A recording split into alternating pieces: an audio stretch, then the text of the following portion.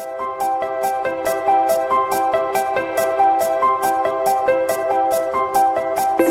most famous classic in all the world of music.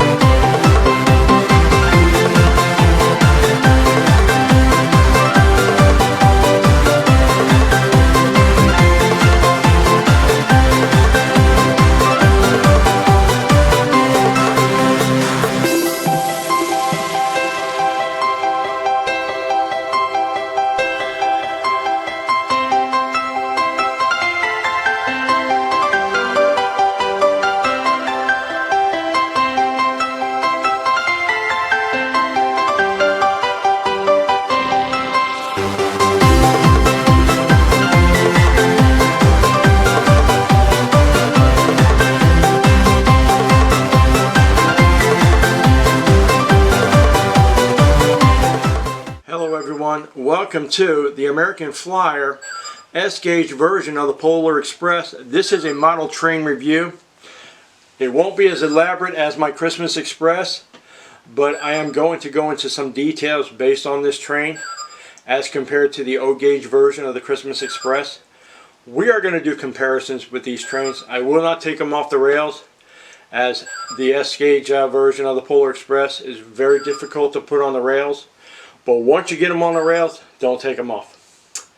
And that's how difficult they are. Because the Polar Express in itself, as you can see, it has a lot of wheels. There's one in the front. There's 3 or 4 of them right there on the side. Not counting the trucks on the back part of the locomotive. And then you got your tender, which has 2 separate trucks.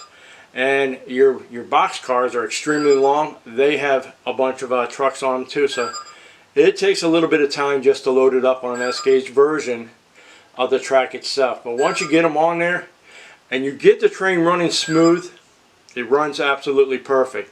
But because it was brand new, I had problems with this, and we're going to get into the problems with this particular train.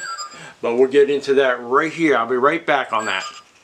Hello everyone, welcome to Giant Monsters and Beyond.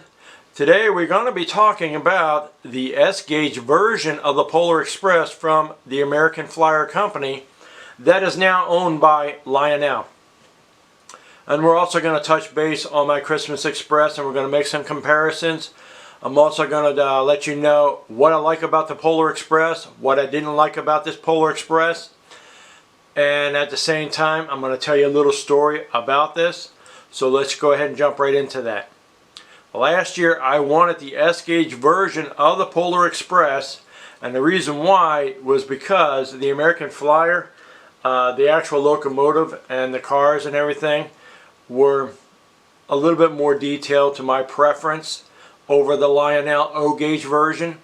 So I wanted it last year, and when I went to go and order it, it wasn't available at the time. It was on back order. I said, okay, let me just order another Christmas train, and that's exactly what I did. The one you just seen flying around in red and green, that is the Christmas Express. That one I ordered last year. That worked fantastic. There is an actual video that's sitting on my playlist within the Christmas playlist It shows this actual train in action going through the villages and everything, so go ahead and check that out if you're a subscriber. If you're not a subscriber, go ahead and subscribe and you'll be able to check out that Christmas train in action. But you should be able to anyway. But for the most part, we're going to be talking about this, the Polar Express, more so than the Christmas Express, but we're going to make some comparisons too. But anyway, getting back on track, I couldn't order it last year because it was on back order, so I ordered that train. So now, just 2 weeks ago, I finally got the opportunity to order the Polar Express, and I did. And I got it a week and a half ago, and when I opened up the box, the tender had a broken coupling, and that seriously upset me because I wanted to run the train just to check it out. So I ran it without the tender, and let me tell you, I had some problems with it, trying to load up the cars and the locomotive, because the amount of wheels and trucks that are on these long cars.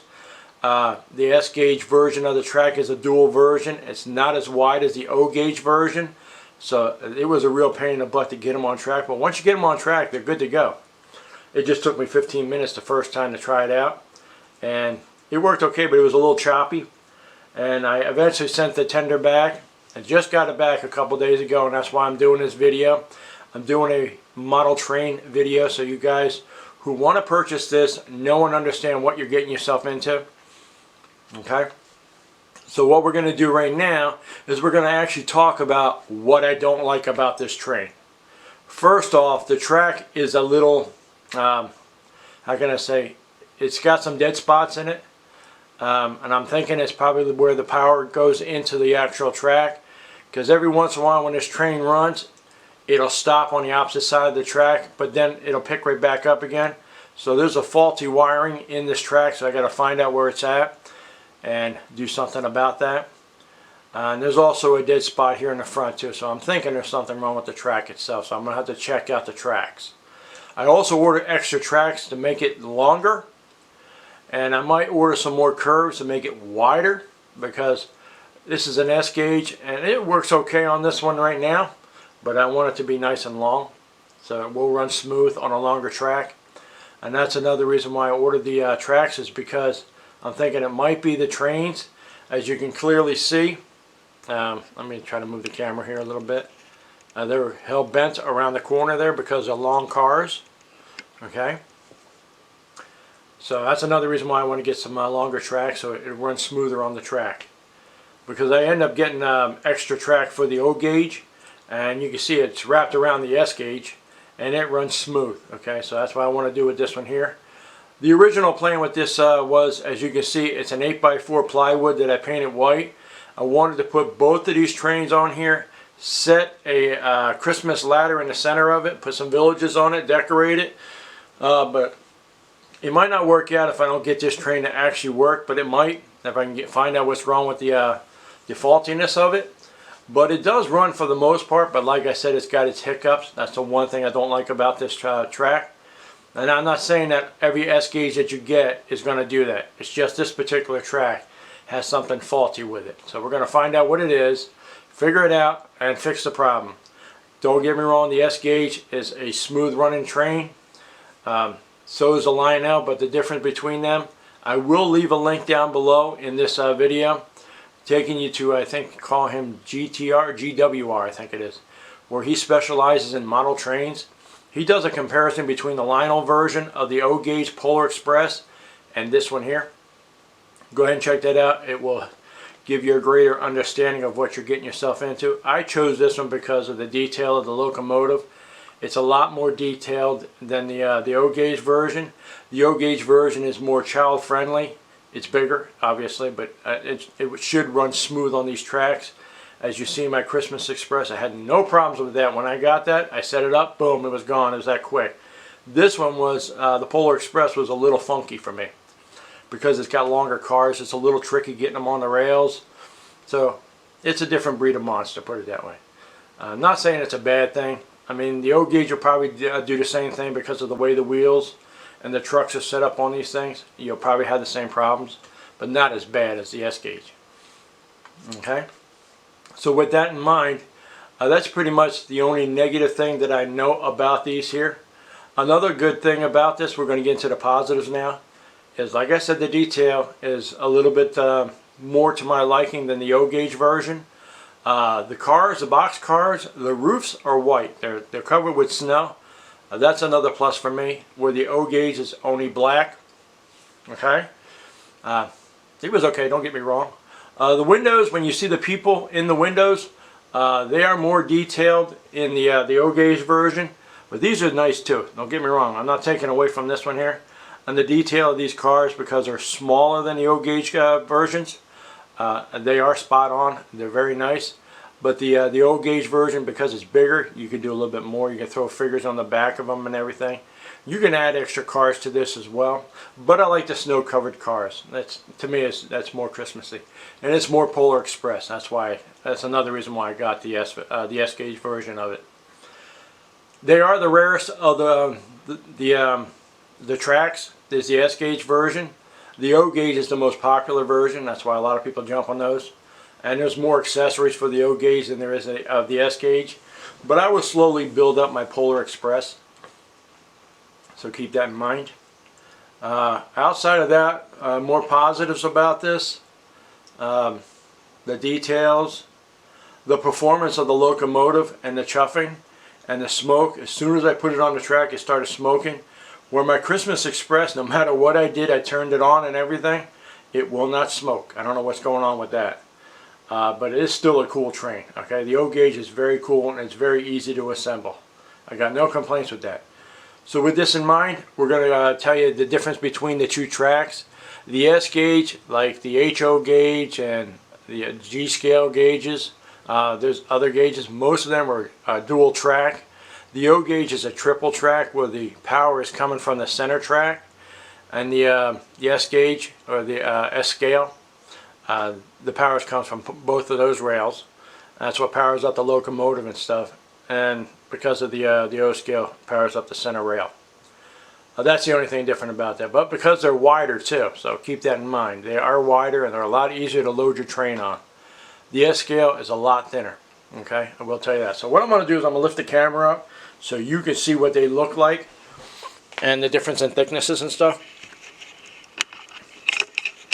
Okay, let me get my tripod. There we go. You see how that is? See how much wider it is? Look at that. Okay, that's like night and day. Okay, so yeah, the S-scale is a lot smaller in thickness, so it is a little bit more trickier, and that's only because the trains themselves are they're not a lot smaller, but they're just a little bit smaller, and you can notice the difference. Okay, with this in mind, I will be right back. Well, I'm back, and I did the best that I could with this. This is more of a secondary review. I told you what I liked about it, what I don't like about it. I will tell you this. Don't hesitate to order one of these. Like I said, the negatives on this is because the track stops. It's because of the track. It's not because of the train. Okay. Once you get the train on the rail, it will run smooth, and I'm going to show you this in a second. I'm going to run them both simultaneously, and hopefully they'll run. Because I noticed when I run both the trains at the same time, this one will, the Polar Express will stop in certain spots. But I don't think it's because of the trains. I think it's because there's some dead spots in this track and there's some shorts in it somewhere. I don't know, but I'll figure it out when I do.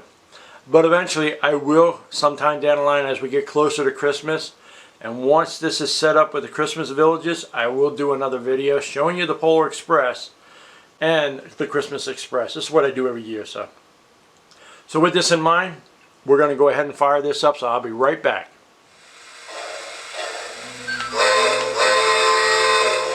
That is the horn of the Polar Express.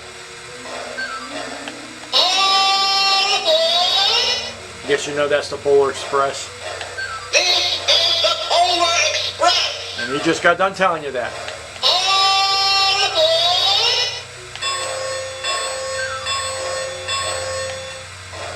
The reason I wanted the Polar Express is because of the actual movie that came out in 2004.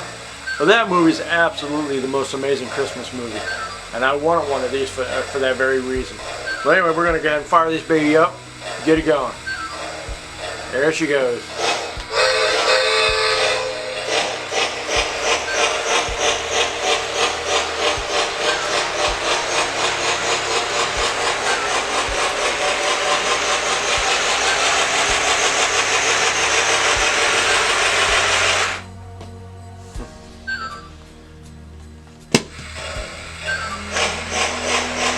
As you can see, it's got dead spots.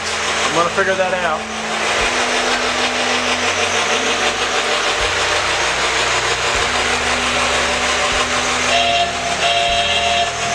Getting ready to fire up the Christmas Express.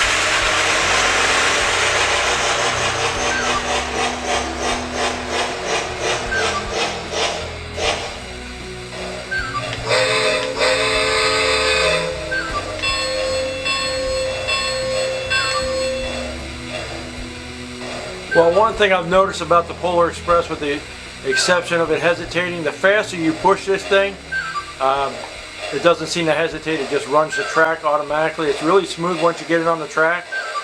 But like I said, I got to figure out that hiccup, why it hesitates at low speeds. I don't know why it does what it does, but anyway, that's my review on both of these trains. I do have a review on the Christmas Express, again, in the Christmas playlist. If you want to inquire on the Christmas Express, it runs around the same price as the Polar Express, and you can get extra box cars. I got them both from Train World. Okay, it's a reliable source, and they're very good about taking care of the problems, especially with the tender. I sent it back, and they sent me one back, no problem. As long as you do it within the 30-day grace period, the warranty. You do it after the fact, then obviously you're going to have to pay for it. But for the most part, that's my review on the Polar Express.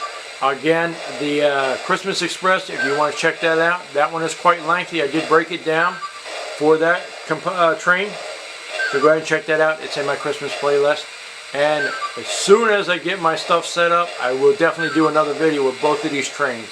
Because it seems to be running smooth right now, but I definitely got to check that track out. I will take that apart and check it out. In the meantime, you guys have yourselves a good day. And don't forget to like and subscribe. And I will see you guys at the next Christmas video.